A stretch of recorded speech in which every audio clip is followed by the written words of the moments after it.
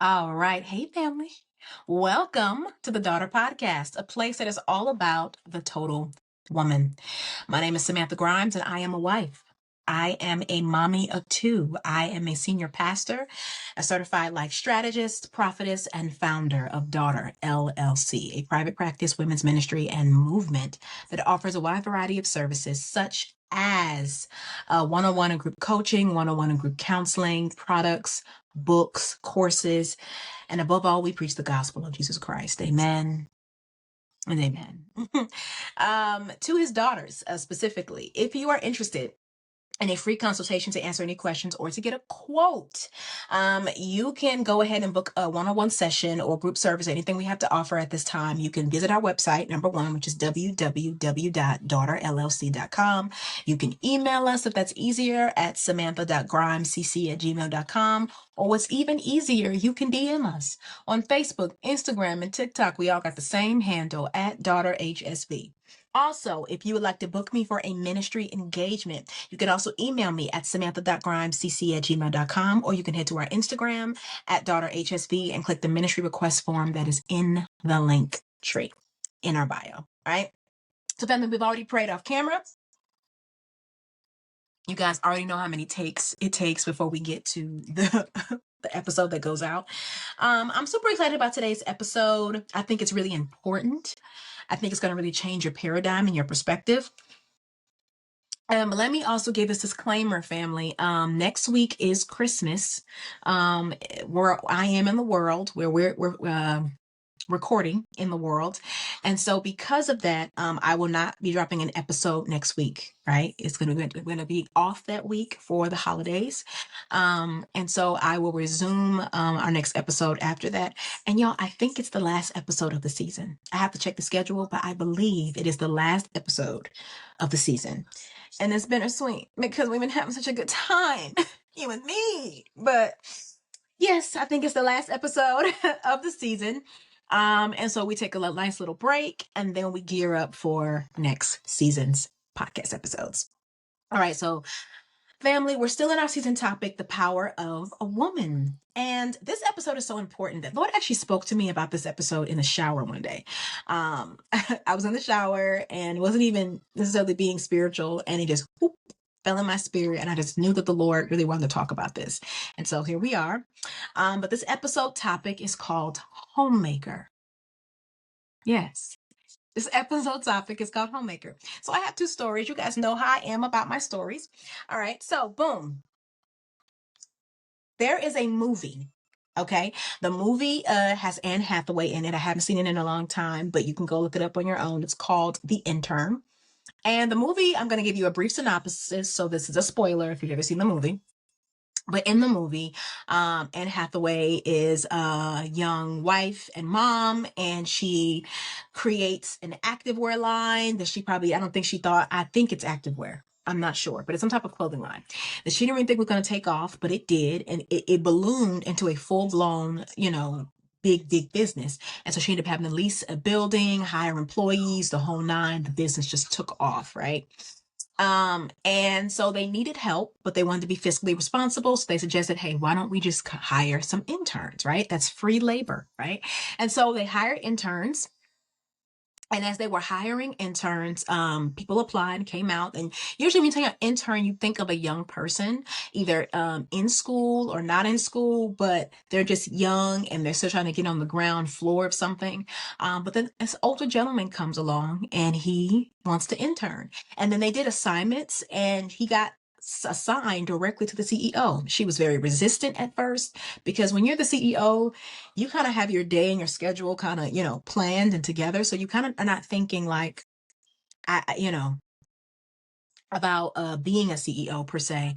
Let me clarify. You're not really thinking about other people being a part of that world, right? You kind of let the lower management kind of handle those things. So she kind of was like, hey, I already know, what I got going on. I really don't have any work for you. I'll assign you to someone else. But he was very adamant about working for her. Long story short, he became one of the best interns that they ever had. Now, here's the thing. This is one thing I appreciate about the older generation and about our elders. You guys, an elder, especially an elder that with good character, great character. I think we should honor our elders regardless of any of that. But an elder with good character, I think has such a well of wisdom and knowledge, and I think they give so much that you don't even realize that you need it, right? And I love the confidence that a lot of elders, carry, because they just live so much life. They just have so much experience.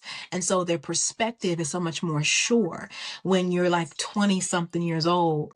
And even if you know who you are, you may not always feel sure of everything all the time, So there's that conversation.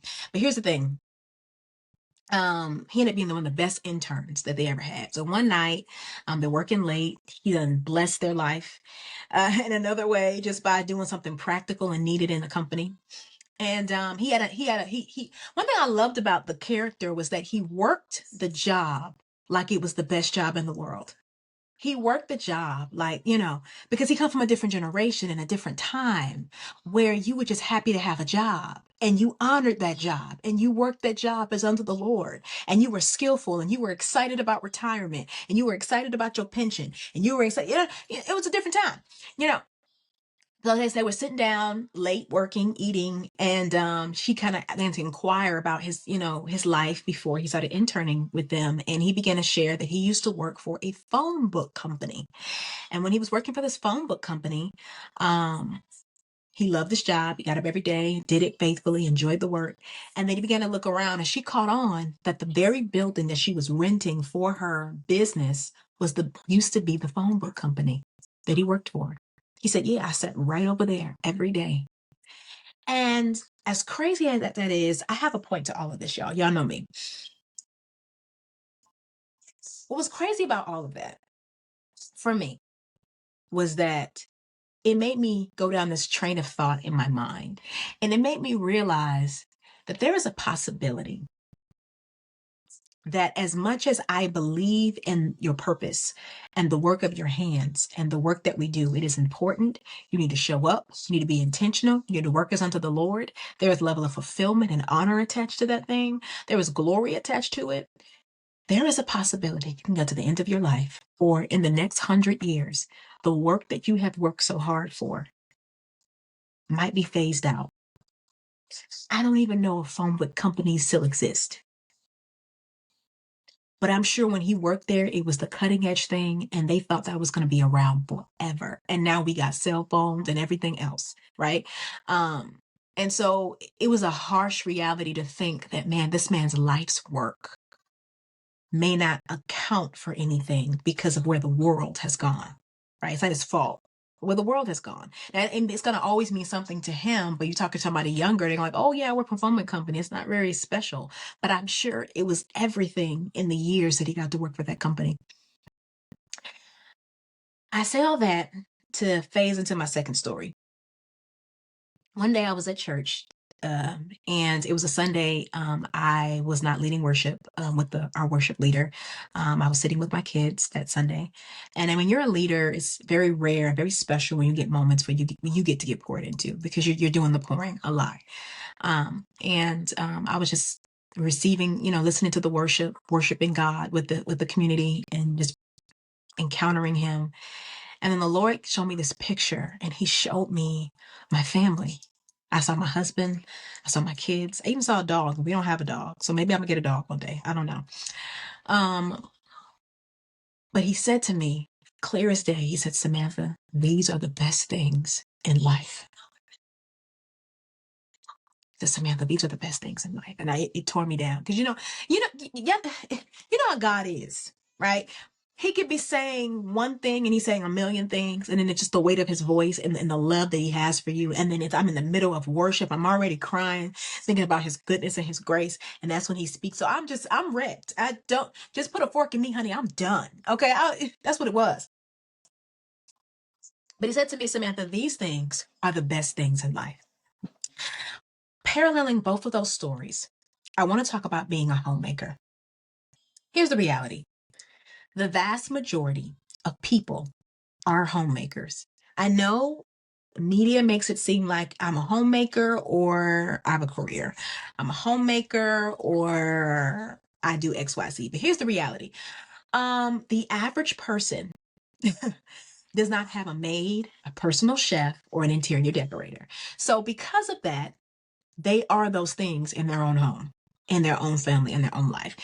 We're all wired and set up, especially if you live in America, to have a very full life, which means you are the homemaker and you are the career woman and you are the mama and you are the ministry leader and your husband is the co-homemaker to a degree. Men, I'm not saying men don't do as much. It's very contingent on that relationship, that couple. But the stereotype is that men, they help out, but they have to be at work all day. That's the stereotype. Now, some cases it's actually switched, but I know Priscilla Shira's husband does the cooking and the cleaning, and she doesn't because he does it better.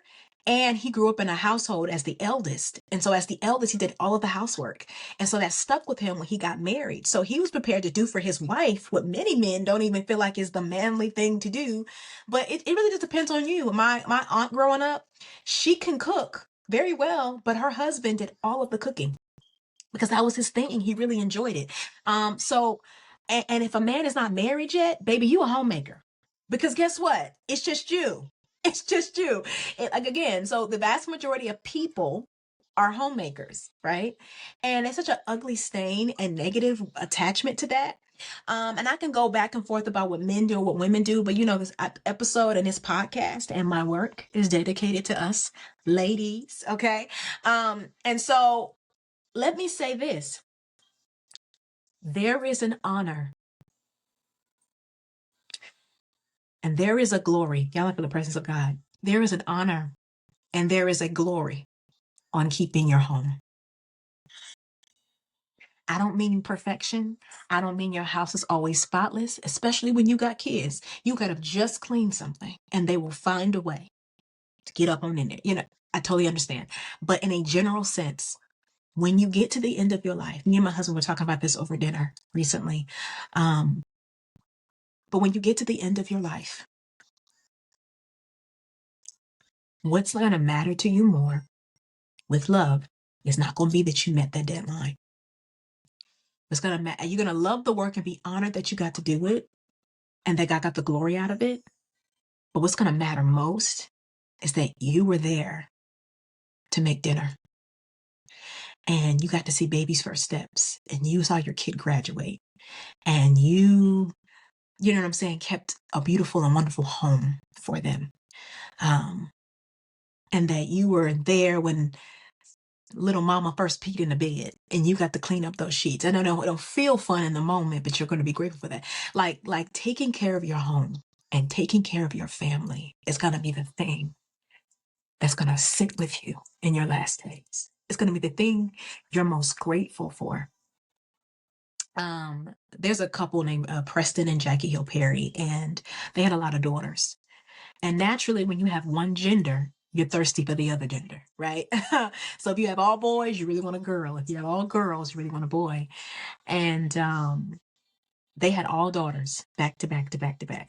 But they were done because they had three children back to back, except for the eldest. They had the eldest, they waited a while, and then they had Autumn, and then they had Sage. And she was done. She had just given birth, but the Lord was telling her not to stop because he wanted to bless them with a son. And they were actually okay not having a son because she was tired of, the process of pregnancy is expensive, the whole nine is painful. And so her husband's actually driving on the road, being ready to go have a vasectomy. And she had a dream that morning and she called her husband on the way to the vasectomy and had a dream, and he pulled over and they stopped and said, okay, so what do you want to do? And he said the Lord gave him a dream. He's going to ignore the dream, which is bad. But God gave him a dream and showed him as an old man sitting on his stoop and showed him regretting that he never got to have the joy of a son. He only had the joy of a daughter. And that in his old age, he regret not trying and not getting both. And so they humbled themselves, prayed, yielded to both of their dreams, and went and had a baby right after just having a baby. She's a strong woman. And they got their son, and their son's name is August. But I share that story because God was showing him what he's going to want and what he's going to desire at the end of his life. And the thing he's thinking about in the end of his life was his children. The thing that he was thinking about at the end of his life was his family. The thing that he was thinking about in his life was bringing that together. And I say all this to say that there is such a glory on being a homemaker. And we live in a society that does not honor that. Now, listen, you may not be a homemaker as in that's your full-time job. There are some women that's their full-time job. They take care of the house. And that job is beautiful. It is honorable. It is glorious. It is necessary. It is needed. Your family will be blessed because of it. And you will never regret what you do for your family long-term. Meaning the fact that you were there, you were present, you took care of them, you loved them, you gave them a good home, you gave them good food, you gave them all that they need. Like, you never regret those kind of things, right? That's what they say anyway. You never regret those kind of things. But in general, I want to just send this message, like, as women especially. Men are the king and priest of the home. Men are the band of the home. They hold the home together. But the woman is the heart of the home. She is the nurture of the home. She is the fragrance of the home. Yeah, recently I took some days off of work. Around the holiday time, you get to take a little couple of days out. Took some days off of work the week of Thanksgiving because I wanted to do some deep cleaning that I didn't have a chance to do during the work week. And there are things I just think about that I enjoy in my home for me. That I read up on all the air fresheners in the house. I did some good mopping, had that Fabuloso and that Pine Sol. Whoosh, yeah. Okay. And just did a bunch of laundry, things. And I remember my husband came home from work and he just kept complimenting me every day that I was doing something. Oh my God, I just love when you do this. I love this. He was just like, you just make things so nice. You know what I mean? Like, it makes you want to be at home. Okay. It makes you want to be around the place. You know what I mean? It makes it safe. It makes it sacred. It makes it beautiful. And I say all that to say, you guys, I just want you to value being a homemaker as a woman. There is a touch that you bring that only you can bring as the woman of the house. There is a touch that you bring that only you can bring as the woman of the house. There is something like when when a woman honors being a homemaker and honors the cooking and honors the cleaning. See, here's the thing. We live in a society that just wars against that and makes you feel like you're less than because you value family and you value your home and you value community and you need to be out there and you need to be getting it. You need to be grinding in here. I'm not here to tell you that a woman can't, do all that she's called to do in ministry and business and whatever else. I don't believe in any of that. But what I am saying is, you liking that, you valuing that, you honoring that above all, it's not just a blessing to your family, it's a blessing to you. It is a fulfillment to you. It is a blessing to your soul. It is a sacrifice as unto the Lord. You are stewarding what he has given you. And that's going to yield not just long-term fruit, but immediate fruit. Okay? Embrace being a homemaker too. That's really the message of this episode. Embrace being a homemaker too. We live in a world that tells you that you have to choose, and you don't. As a matter of fact, you can't. There are people that don't even want to have jobs. But because of the economy, it is better to have a 2-income household than a 1-income household. So, baby, you're doing something. You're doing something. Okay. But the love of your home, the cleaning of your home, the cooking of your home, it invites the presence of God. It's a healthy environment for your children to grow up in. It is a place, again, where the Spirit of God can dwell. It is a blessing to everybody that comes near it. It's going to be a blessing to you. It's a way that you show your love for your family. It is so many things that I can't name. It is so many things that I can't name. And so being a homemaker is such a blessing. Being a homemaker is such a gift. Let me say this. You are the heart of the home and you are the fragrance of the home. You are a necessity in that home. When you're not rising up and being the homemaker that you're anointed to be by God, okay? the whole house feels it. It doesn't matter if he can do stuff too. It don't matter if the kids can do stuff too. There is something that shifts in your house when you rise up as in leadership on that level. Again, when you get to the end of your life, that's going to be the things that you think about the most. That's going to be the things that you remember. Right? The love and care you gave for your family and your family life. That's gonna. And let me also say this: your family is your first ministry. So before you are businesswoman, before you are pastor, before you are hairstylist, before you are any of those things, right here, right now, there is a ministry that God has called you to cultivate and to steward. And not only you benefit, but those who come in contact with you, they benefit from that ministry. And let me say this, you don't need to be married or have physical children to honor your home. That is wife preparation 101. And it's not the principle that if your home is not spotless 24/7 that your man gonna leave you. If you think like that, we need to have a different conversation. Number one, because that's not a right to leave you for anything like that. And two, a man that really loves you is gonna help you work through that. Not walk away because you ain't owned. Like that's no, none of that. That's legalism. That's not Christ, right? But at the same token, you are still preparing to be a blessing to your home and to your family. Priscilla Shirer did not know that her husband was going to be that kind of man. So she was cooking and cleaning and taking care and handling business. And she literally said when she got married, she thought, okay, I'm about to show this man something, honey. And honey, he had to show her something. He said, okay, so what brand of cleaning powder do you like? What room do you want to be in? Where you want to, you know what I'm saying? Like, it was just like, huh. I don't know, bathroom cleaning? Clorox? I don't know. But really taking it seriously, taking your meals seriously, taking the presentation of your meals seriously, taking the cleanliness of your house seriously, creating a system that works for your family. Right? When your kids don't want to, the kids know what a dirty clothes basket is. That's their dirty clothes basket. That's not mommy and daddy's dirty clothes basket. Seeing you care, it is teaching them. One thing I always say, children not do what you say, they do what you do. Okay? They do what you do. And so if I want you to be better, I have to be that literal example. Before they step into their whatever they're meant to do and be, these foundational principles, they're going to need to learn to survive and to survive well, to thrive well, right? It is your first ministry, family. Your family is your first ministry. Taking care of your home means taking care of your family. That is your first ministry. That does not go by the wayside.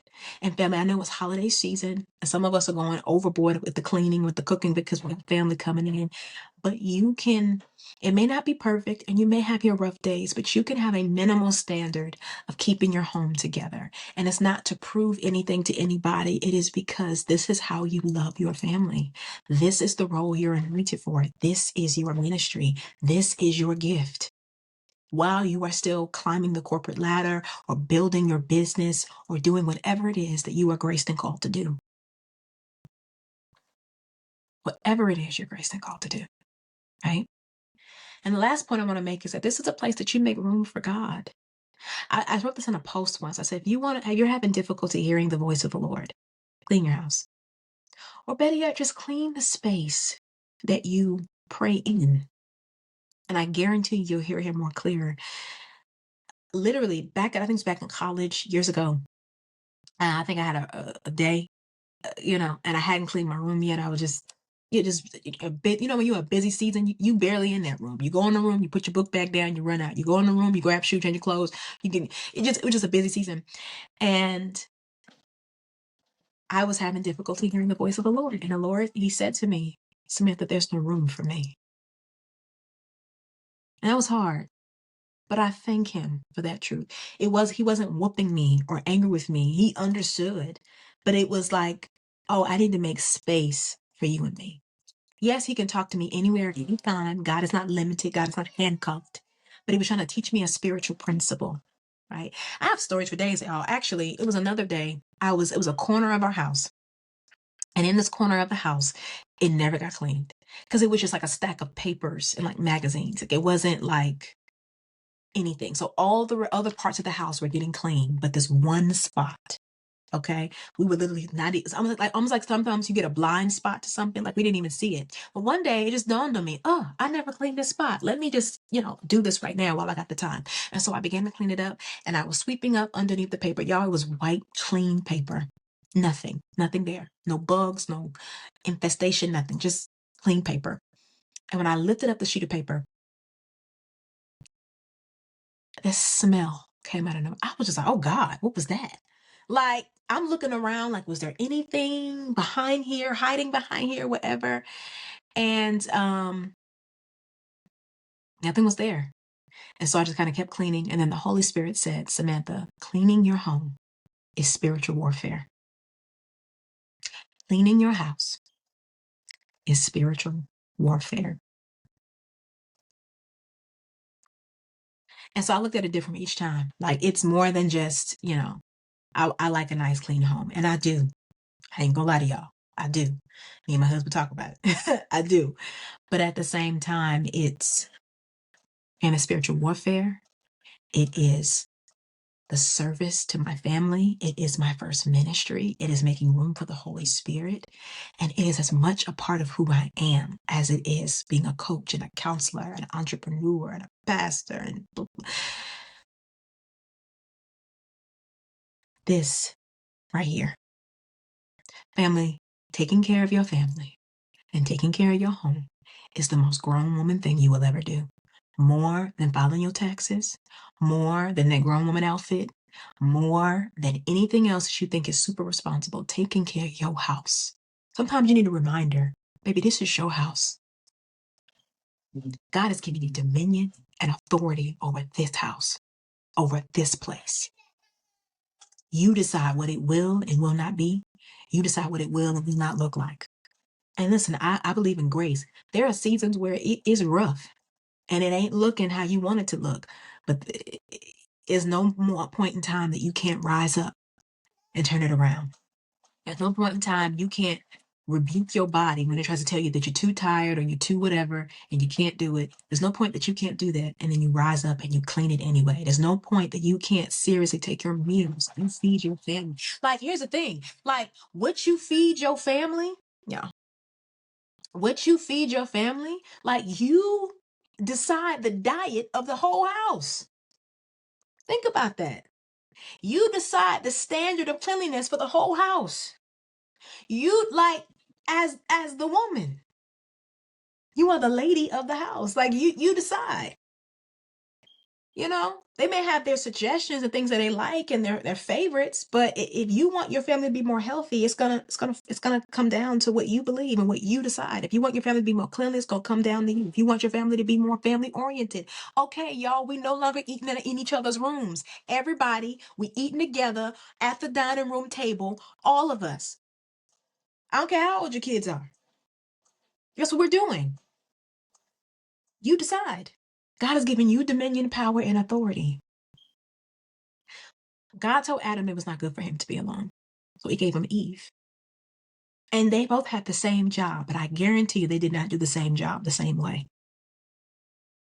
Because there is a grace that is on a woman that is only on a woman, and there's a grace that is on a man that is only on a man.